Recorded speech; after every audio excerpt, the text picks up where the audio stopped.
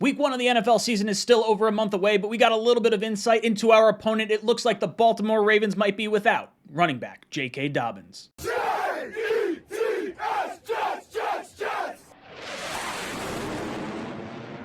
Yeah, J.K. Dobbins tweeting at me and quote tweeting me essentially the report that I had on NFL Now, describing where he is going to be week 1 and the status of his knee injury. You can see the quote tweet right here. Let me just say, first of all, this is okay. If I'm going to report what I believe from very trusted source here, and several people involved in the situation, that Dobbins is allowed to say what he wants to say. This is all good.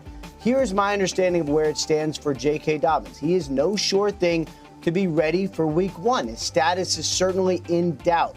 The reason why I say that is he had an ACL injury, and it was a significant one. There was a meniscus injury. There was injury to his lateral side as well. It was not just a clean ACL tear. He has not had any setbacks. His rehab is going good. But he is one of the bright young stars in the Baltimore Ravens. They are not going to rush him, nor should they. Plus, they also gave themselves some insurance by signing Mike Davis, a veteran who do somewhat similar things. So that is my understanding of where the situation is for J.K. Dobbins. We will see. Hopefully for him, he is fully cleared by week 1. Welcome to Jets Talk. My name is Ryan. I'll be your pilot. If you're new here, hit that subscribe button. If you've been here before, welcome back. I love having you here. Boys and girls, we're going to talk a little bit about our week 1 opponent. I know it's still a little bit of ways. We've got to go through training camp, preseason, all that good stuff. Still a lot of things could happen, but I want to talk about the Baltimore Ravens, specifically one, J.K. Dobbins, the running back that they drafted in 2020 in the second round. He tore his ACL last year in the preseason, along with 2 other running backs, Justice Hill and Gus Edwards. Both tore their ACLs as well. So the Baltimore Ravens should be getting a bunch of guys back, but we play them week 1, and it appears that Dobbins may not be ready to play. It seems like, by his account, that he may be ready to go week 1.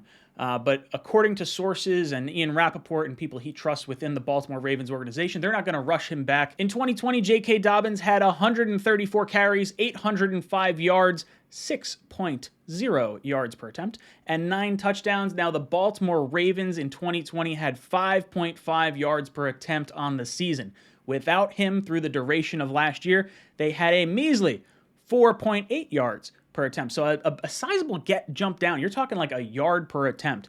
When you look at their points per game from 2020, they had 27.3 points per game scored. Last year, without J.K. Dobbins, 22.8. So you're talking about a 5-point swing by not having Dobbins. Now, they did miss Lamar Jackson for a few games in there as well, so it's not a total apples-to-apples comparison, but clearly, on an average rush basis, this is something that you got to keep your eye on.